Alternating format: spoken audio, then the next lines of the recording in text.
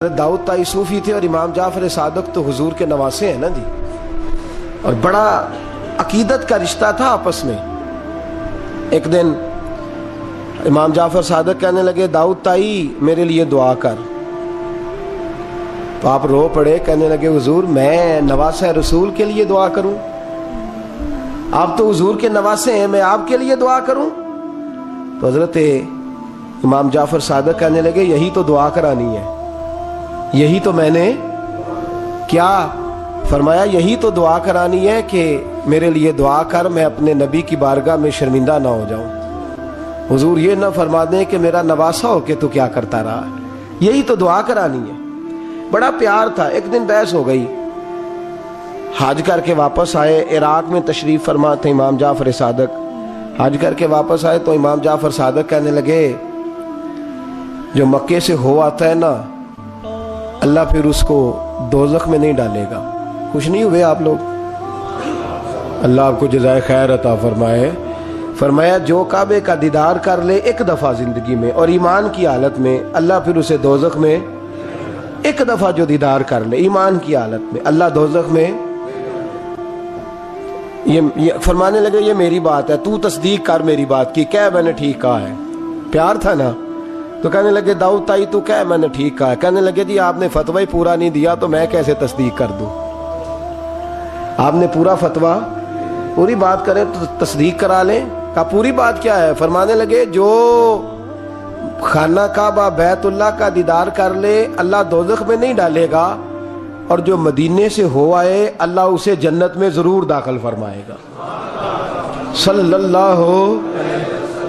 تو آپ فرمانے لگے داؤد طائی میں نے تو مسئلہ بیان کیا اس لیے کہ جس نے ایمان کی حالت سے کعبہ دیکھ لیا تو اس کا اللہ پہ ایمان پختہ ہے، اور من قال لا الہ الا اللہ داخل الجنہ، اور تو نے یہ جو کہا ہے نا ضرور جنت میں داخل کرے گا مدینے دیکھنے والے کو، تو بھی دلیل پیش کر۔ مکہ کا ایمان کے ساتھ دیکھنے والا تو میں نے حدیث پیش کر دی، تو دلیل دے۔ حضرت داؤد طائی بولے بڑی خوبصورت بات، اور خوبصورت لوگ ہی خوبصورت باتیں کرتے ہیں، خوبصورت لوگ ہی جی، ورنہ تو اللہ خیر کرے خوبصورت بات نکلتی نہیں لوگوں کے منہ سے، حرم میں بیٹھ کے بھی نہیں نکلتی، پتہ نہیں کیا سانپ سونگ جاتا ہے، کس قسم کی بولی بولنے لگتے ہیں۔ خوبصورت لوگ خوبصورت بات کرتے ہیں۔ حضرت داؤد طائی کہنے لگے میری دلیل یہ ہے کہ پورے مکے میں کہیں جنت تو نہیں نا، مکہ دیکھنے والے کو جنت ملتی ہے پر مکے میں جنت نہیں۔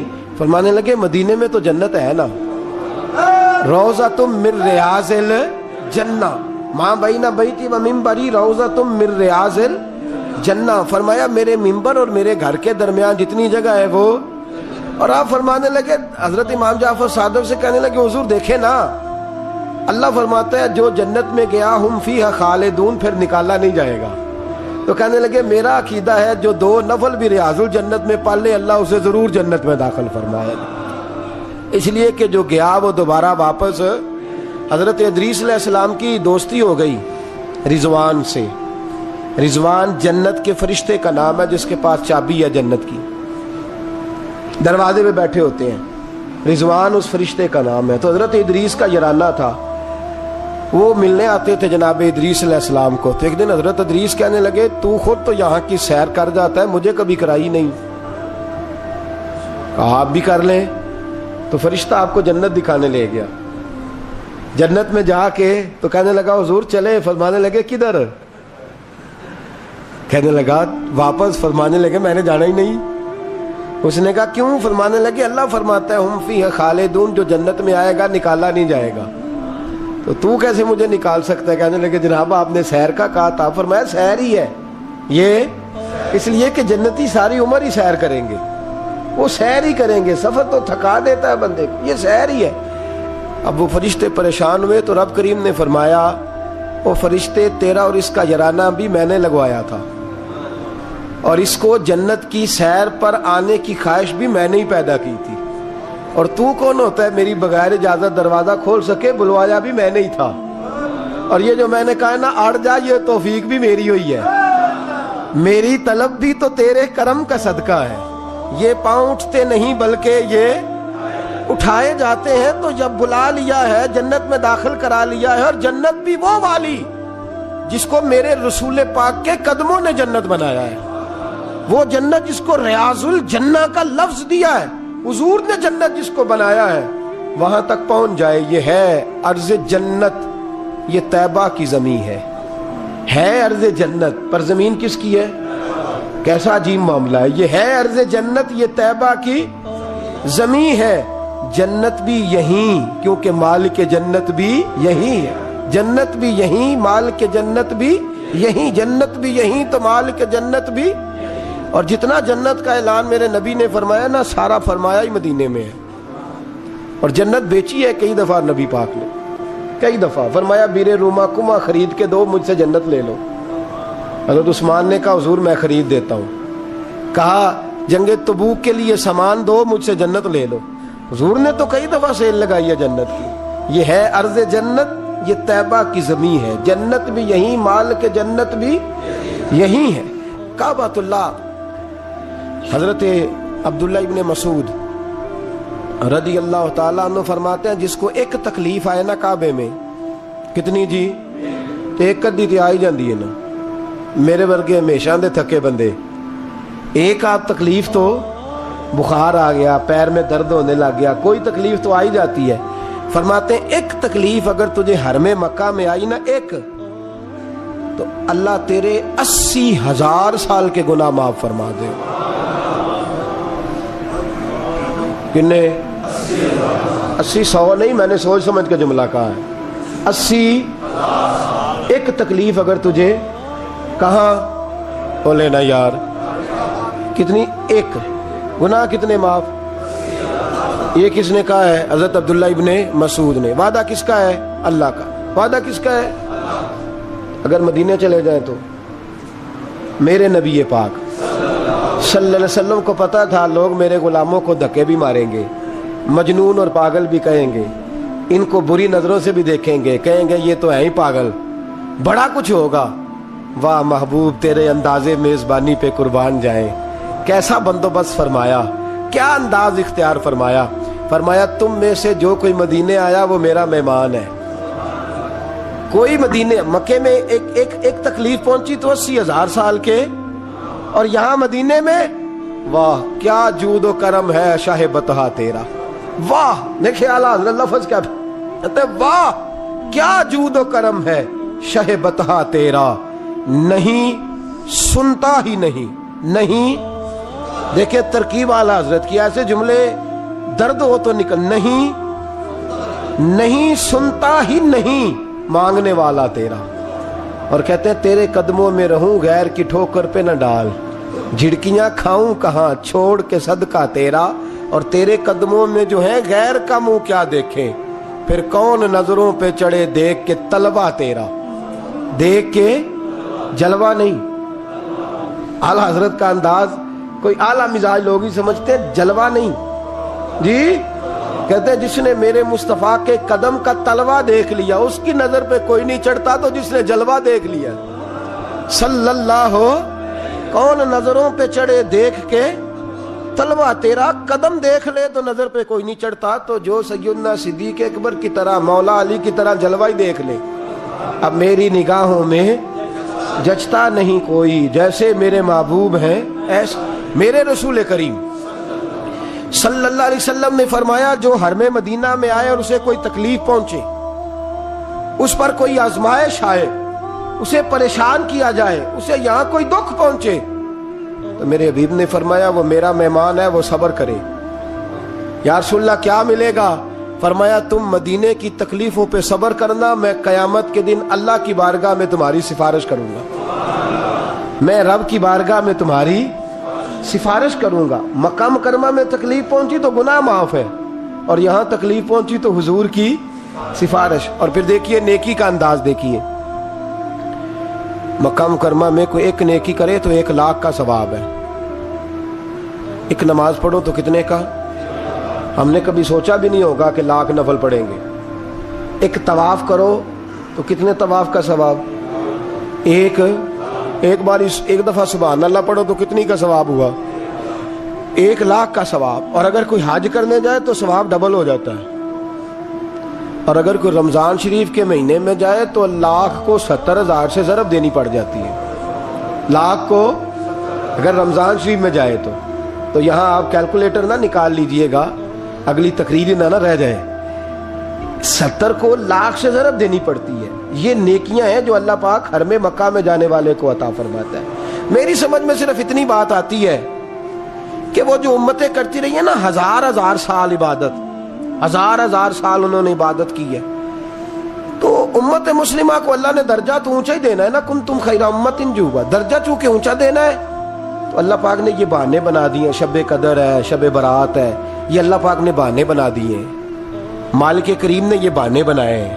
فرمایا تم بھی شب برات میں، شب قدر میں مسجد آ جاؤ، یا اللہ تمہیں موقع دے تو حرم مکہ اور مدینہ آ جاؤ، میں تمہاری ایک ایک نیکی پر اتنا زیادہ ثواب دوں گا کہ تم پچھلی امتوں سے آگے نکل جاؤ گے۔ پچھلی امتوں سے اللہ نے ہمارے نمبر ہی زیادہ رکھے ہیں، اور ہمیں اضافی نمبر بڑے ملتے ہیں، بڑے نمبر رکھے ہیں رب کریم نے ہمارے لیے۔ تو رب اللہ کریم کی رحمت سے میرے رسول پاک صلی اللہ، اور پھر دیکھیں نا، کعبے کا معنی ہے مسابت للناس، کعبہ رجوع کی جگہ ہے۔ کس چیز کی جگہ ہے؟ یعنی اس کی طرف توجہ ہو۔ میرے نبی پاک صلی اللہ علیہ وسلم کی سب سے بڑی سنت کعبے کو دیکھنا ہے۔ حضور بیٹھ جاتے تھے اور کعبے کے سامنے بیٹھتے تھے، جب بھی حرم میں بیٹھ تو دیر تک دیکھتے تھے۔ کچھ لوگ لالچ کرتے ہیں، نیکی کا کرنا چاہیے، اچھا لالچ ہے کہ میں طواف زیادہ کر لوں، عمرہ زیادہ کر لوں، بڑی اچھی بات ہے، لیکن رسول کریم صلی اللہ علیہ وسلم کی جو سنت سب سے زیادہ مضبوط ہے وہ ہے بیٹھ کے کعبے کا، اور حضور نے فرمایا تو دیدار ہی کرتا رہے، اللہ تجھ پر 20 رحمتوں کا نزول فرما دے گا۔ کعبہ معظمہ کا دیدار کرنا، کعبہ ہے رجوع کی جگہ۔ نماز کس طرف منہ کر کے پڑھنی چاہیے جی؟ اچھا کدھر منہ کر کے پڑھنے؟ کیڑی سائڈ تے جی؟ مغرب سائڈ پہ۔ تو جو حرم شریف میں ہو وہ مغرب سائڈ منہ کرے گا، مشرق سائڈ۔ فَإِنَّمَا تَوَلُّوا فَثَمَّ وَجْهُ اللَّهِ، اللہ فرماتا ہے جدھر مرضی منہ کر لے اللہ کی رحمت ادھر ہی ہے۔ وَلِلَّهِ الْمَشْرِقُ وَالْمَغْرِبُ، مشرق بھی اللہ کا، مغرب بھی اللہ کا۔ فَإِنَّمَا تَوَلُّوا فَثَمَّ وَجْهُ اللَّهِ، جدھر بھی منہ کرے گا اللہ ادھر ہی۔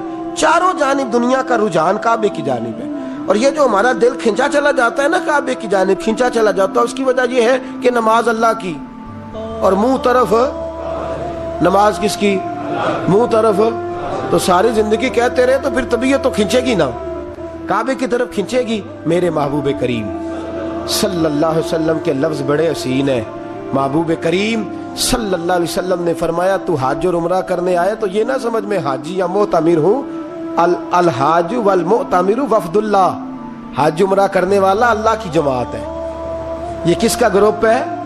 یہ کس کا گروہ ہے؟ اللہ، یہ اللہ کا گروہ ہے۔ اللہ ان کی میزبانی فرماتا ہے، اللہ ان کو انعامات سے نوازتا ہے۔ رب کریم اپنے گھر بلاتا ہی اس کو ہے جس کو اللہ نے درگزر کرنا ہو، جس کو اللہ نے معاف کرنا ہو، جس کو اللہ نے بخش دینا ہو۔ بڑے، اور پھر میاں صاحب رحمۃ اللہ علیہ کا ایک شعر تھا، میں ذرا پریکٹیکل دیکھتا ہوں چیزوں کو، کوشش کرتا ہوں کہ دیکھا جائے تھوڑا سا۔ نوجوان نسل ہماری تھوڑی سی کہتی ہے ہمیں عقلی طور پہ بھی سمجھاؤ، تو میں فیلڈ کا آدمی ہوں تو تھوڑا تھوڑا مجھے پالا پڑتا ہے، سوالوں کے جواب دینے ہوتے ہیں، تو میں ہر چیز کو اس کے اصل نقطہ نظر سے دیکھتا ہوں۔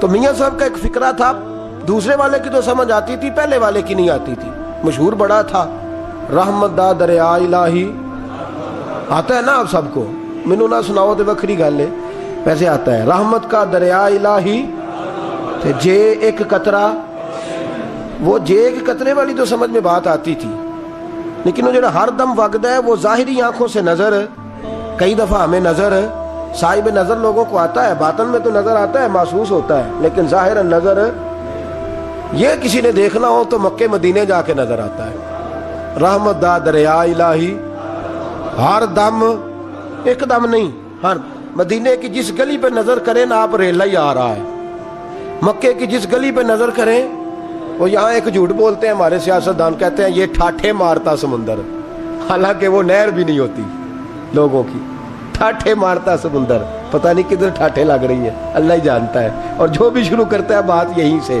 حرم شریف جا کے پتہ چلتا ہے ٹھاٹھے مارتا سمندر کس کو کہتے ہیں۔ رحمت دا دریا الہی، हर दम ही वगदा तेरा, ते जे एक कतरा बख्शे मैनू काम। फरमाया ये तो नेकी नहीं कि मुंह मशरिक की जानिब करो या मगरिब की जानिब करो। तो या अल्लाह नेकी क्या है? फरमाया नेकी वलाकिन्नल बिर्र मन आमन बिल्लाहि वल यौमिल आखिर। फरमाया नेकी तो ये है कि अल्लाह और आखिरत पर ईमान लाओ। नेकी ईमान का नाम है। फिर फरमाया फरिश्तों पर, किताबों पर, नबियों पर ईमान लाओ और अपना माल खर्च करो अल्लाह की मोहब्बत में, रिश्तेदारों पर, यतीमों पर, मिस्कीनों पर, मुसाफिरों पर, मांगने वालों पर, गुलाम आजाद कराने के लिए। और फरमाया नेकी तो ये है कि नमाज कायम करो, ज़कात अदा करो, अपने वादे पूरे करो जब तुम वादा कर लेते हो, और जब तुम्हें कोई मुसीबत पहुंचे उस पर सब्र करो। फरमाया उलाइकल लज़ीना सदकू, ये वो लोग हैं जो नेकी के दावे में सच्चे हैं, जो ईमान भी लाएं, खर्च भी करें, मुसीबत पर सब्र भी करें। ये वो लोग हैं जो ईमान के दावे में सच्चे हैं। वउलाइका हुमुल मुत्तकून, और ये वो लोग हैं जो परहेजगार हैं अल्लाह से। आगे आगे ये आयत जिसमें अल्लाह ने किसास का हुक्म दिया है, बदला लेने का। ये हुक्म स्टेट के लिए है, हुक्मरानों के लिए। फरमाया कि जब कोई शख्स किसी के साथ कोई जुल्म करे तो फिर उसका बदला लो। तो किस तरह बदला लेना है? फरमाया अल हुर्रु बिल हुर्री वल अब्दु बिल अब्दी वल उनसा बिल उनसा। आजाद के बदले आजाद, गुलाम के बदले गुलाम, औरत के बदले औरत। हाँ, अगर कोई वारिस माफ कर दे तो बात अलग है, वरना बदला लो। और कुरान मजीद ने यहाँ इरशाद फरमाया कि अगर तुम बदला लोगे तो जिंदगी मिलेगी, तुम्हें जिंदगी मिलेगी। अगर हुक्मरान मुजरिमों को सजा देंगे तो बाकी लोगों की जिंदगी महफूज रहेगी, बचेगी। हुक्म दिया गया यहाँ के बदला लिया जाए। फिर जब हम 6 से 7वें रुकू की तरफ चलते हैं तो इसमें अल्लाह ने रोजे का हुक्म दिया, रमजान की फजीलत बयान की, और इरशाद फरमाया गया कि जो रोजा ना रख सके वो फिदियतुन तामुन मिस्कीन, जो तो मरीज हो, बीमार हो, वो तो उतने रोजे जो है वो अगले दिनों में रख ले। और आगे जाके ये भी बताया गया कि जो ज्यादा ही बीमार हो फिर वो एक मिस्कीन का फिदिया दे दे, खाना दे दे। फिर इसी आया करीमा में रब करीम ने फरमाया अगर तुम मुझसे दुआ मांगोगे इसी रुकू में तो फरमाया मैं तुम्हारी दुआओं को भी जरूर कबूल करूंगा। फिर इसी में बताया गया कि रात के वक्त तुम्हें खाने की भी इजाजत है और अमले ज़ौजियत की भी तुम्हें इजाजत दी जाती है। इसी तरीके से फिर आगे अल्लाह तबारक व तआला ने हज के महीनों के बारे में अलामतें इरशाद फरमाई और मसाइल हज कुछ आगे जाके बयान किए। और एक और गलत रस्म, लोग रस्में बना लेते हैं ना, एक और रस्म थी कि यहूदी और ईसाई जब हज करते थे ना, इहराम बांध लेते थे, फिर दरवाजे से घर में दाखिल नहीं होते थे, ऊपर से छलांग लगा के कि अब हम पाक हो गए। तो दरवाजा चूंकि गुनाहगार है, इसके बीच से गुनाहगार आते जाते रहे हैं, लिहाजा दरवाजे से नहीं गुजरते थे। तो अल्लाह करीम ने फरमाया ये कोई नेकी नहीं, ये कोई तरीका नहीं कि तुम दरवाजों से ना गुजरो। वलाकिन्नल बिर्र मन इत्तका, दरवाजे के ऊपर से छलांग लगाना नेकी नहीं, बल्कि नेकी तो ये है कि अल्लाह से डरना शुरू कर दो। हज के बाद पाक साफ हो जाओ, डरना शुरू करो, ये असल में नेकी है। तो फिर अल्लाह तबारक व तआला ने हज के मसाइल काफी तफसील के साथ, क्योंकि वो फिकी मसाइल हैं और पूरी उसकी जुजियात हैं, लिहाजा वो एक नशिस्त में करने की बात नहीं। तो रब करीम ने वहां मशअर हराम का भी जिक्र फरमाया और उन सब चीजों की तरफ निशानदही फरमाई जिन पर तवज्जो करना उम्मत मुस्लिमा के लिए बड़ा ही जरूरी है। फिर आगे 8वें रुकू तक ये बातें मुख्तलिफ अंदाज में चलती रही। फिर 9वें से 10वें रुकू में एक बात रब करीम ने ये इरशाद फरमाई कि मैंने काफिरों की नजर में ना, जब उन्होंने मेरी नाफरमानी की है, मेरे कलमा नहीं पढ़ा, मेरे महबूब को नहीं माना, कुरान मजीद को नहीं माना, तो फरमाया मैंने दुनिया की जिंदगी उनके सामने मुज़य्यन कर दी। ये बड़ी समझने वाली बात। फरमाया ज़ुय्यिन लिल्लज़ीना कफ़रू, वो जिन्होंने कुफ्र किया था ना उनके लिए जीनत दे दी किसे? हयातुद दुनिया, दुनिया की जिंदगी को अल्लाह ने ना उनके लिए हसीन कर दी। उन्हें बड़े अच्छे लगते हैं, ये मेरी जायदाद है, ये मेरा बाग है, ओ मेरी हवेली है, ये सारे मेरे जनाब बंगले। फरमाया ये चीजें हमने काफिरों की नजर में फिर प्यारी कर दी। समझिएगा बात, ये काफिर का तरीका है कि वो दुनियादारी का माल देखता है तो उसकी आंखें खिल जाती हैं, बड़ा राजी होता है। मोमिन का ये तरीका مومن کس بات پہ راضی ہوتا ہے؟ اللہ تبارک و تعالیٰ کی رضا پہ مومن راضی ہوتا ہے۔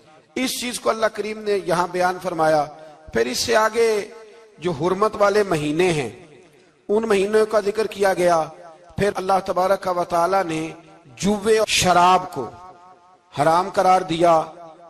219 نمبر آیت ہے، اسی رکوع میں اللہ تبارک و تعالیٰ نے اس کا بھی تذکرہ فرمایا۔ یہ تفصیل کے ساتھ تذکرے جاری رہے۔ پھر اسی طرح عورتوں کے جو حیض و نفاس کے مسائل ہیں ان کو بھی اللہ تبارک و تعالیٰ نے اسی پارے کے اندر بیان فرمایا۔ کچھ طلاق کے مسائل بھی اللہ کریم نے اسی پارے 9ویں رکوع سے آگے جا کے ان ساری چیزوں کو اللہ کریم نے بیان فرمایا۔ اور پھر یہ بھی ارشاد فرمایا حیض و نفاس مسائل اور طلاق ان ساری چیزوں کو بیان کرنے کے بعد فرمایا کہ ان کے مسائل گویا سیکھ لو، اس پر عمل کرو، اور فرمایا تلک حدود اللہ، یہ اللہ کی حدیں ہیں، فلا تعتدوها، اللہ کی حدوں سے آگے نہ گزرنا۔ یہ وہ باؤنڈری ہے جو اللہ نے بنائی ہے، یہ حکم وہ ہیں جو رب نے دیے ہیں، تو ان سے آگے نہ جانا۔ تو بالتفصیل ان ساری چیزوں کا یہاں بیان فرمایا گیا، اور وہ مسائل جو بڑی تیزی سے لوگ الجھا دیتے ہیں ان کا بھی اللہ کریم نے یہاں ذکر فرمایا۔ بیچ میں کچھ آیات ایسی ہیں جو زیادہ توجہ کے قابل ہیں، اور ہماری روزمرہ کی زندگی میں ہمیں ان کی بڑی اشد ضرورت ہے، جو اگرچہ مسائل فقہ تو نہیں لیکن ضرورت کے لحاظ سے، روزمرہ کے اخلاقی رویوں کے لحاظ سے اس کی بڑی ضرورت ہے۔ ان چند آیات کا بھی ہم نے انتخاب کیا، انشاءاللہ اس پر بھی کچھ بات کرتا ہوں۔ اس پارے کے آخر میں نا اللہ کریم نے ایک واقعہ بیان